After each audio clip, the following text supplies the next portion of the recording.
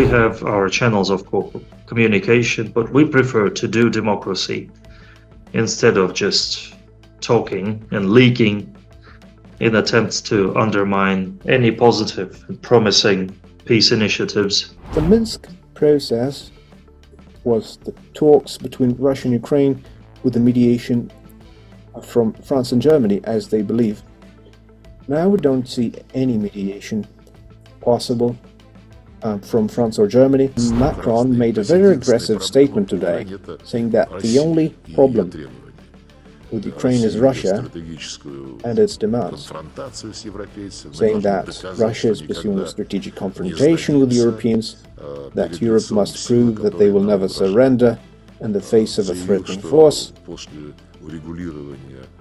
He said that after the settlement he intends to send troops to Kiev or Odessa.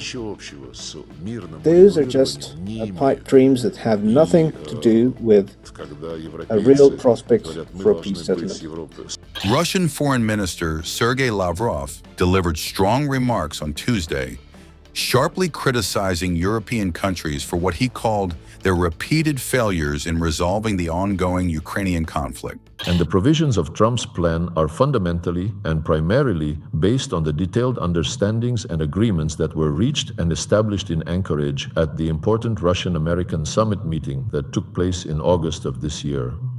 And these foundational principles and key ideas are generally and clearly reflected in the comprehensive plan, which we have welcomed and expressed our support for. We currently have established channels of communication with our American colleagues, and these channels are indeed being actively utilized at this time. We are expecting to receive from them the version of the document that they consider to be an interim one, specifically in terms of completing the important phase of coordinating this text with both the Europeans and the Ukrainians. Once we receive this version, we will carefully take a look at it, because if it is redacted or altered in any significant way, we will need to review it thoroughly before proceeding further. The spirit and letter of Anchorage, according to those key understandings that we have recorded, then, of course, it will be a fundamentally different situation. But for now, I repeat, no one has officially handed anything over to us. We certainly do appreciate the position of the United States, which is indeed the only one among, as it were, the leaders of the Western world, unlike London, Brussels, or Paris. In Berlin, that is showing initiative in trying to find ways to resolve the situation. We value this. The most significant developments, however, occurred in Geneva just days prior. The once ambitious 28-point peace framework, which had alarmed European allies and even some U.S. lawmakers, has been scaled back to just 19 points. Following the talks, Zelensky acknowledged that the revised plan is now more aligned with Ukraine's needs. Sensitive matters, he noted, will be discussed directly with President Trump, though neither side has disclosed the specifics of the surviving points. Dear Ukrainians, both men and women, today, our delegation returned from Geneva after negotiations with the American side and our European partners. And now the list of necessary steps to end the war can become workable. As of now, after Geneva, there are fewer points, no longer 28, and much of what is right has been taken into account in this framework. There is still work for all of us to do together. It is very difficult to create the final document, and everything must be done with dignity. And we appreciate that most of the world is ready to help us. And the American side is taking a constructive approach. In fact, there were meetings all day yesterday. It was a difficult, extremely detailed job. And today, the whole day is dedicated to coordination with our partners in Europe. Today, I have already spoken with the presidents of Finland and Lithuania, with the president of the European Council, as well as with the prime ministers of Norway and Spain. I thank everyone for their clear and sincere support, for all the information that helps us. Ukraine is not alone, and that is important. Our team has already reported today on the new draft of steps, and this is truly the right approach. Sensitive matters, sensitive issues, I discussed with President Trump. Ukraine will never be an obstacle to peace. This is our principle, a shared principle.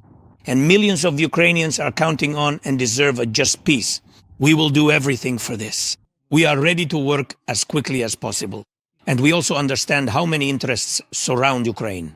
And above all, there is an interest from Russia to derail this chance for an agreement in order to prolong the war.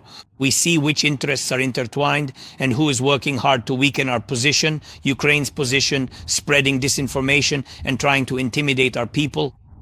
We counter every such attempt to derail the end of the war. Constructive cooperation with our partners is important to us. We look after Ukraine's interests and protect Ukrainians. These are our key negotiation frameworks. In contrast, Lavrov, confirming that Moscow has received the plan through unofficial channels, Lavrov said Russia is ready to discuss its contents, but there are a number of issues that require clarification. We have continuing channels of communication with the Americans. President Putin mentioned this specifically when he commented on Donald Trump's peace plan. We do not hide this, but our diplomacy is used to working professionally.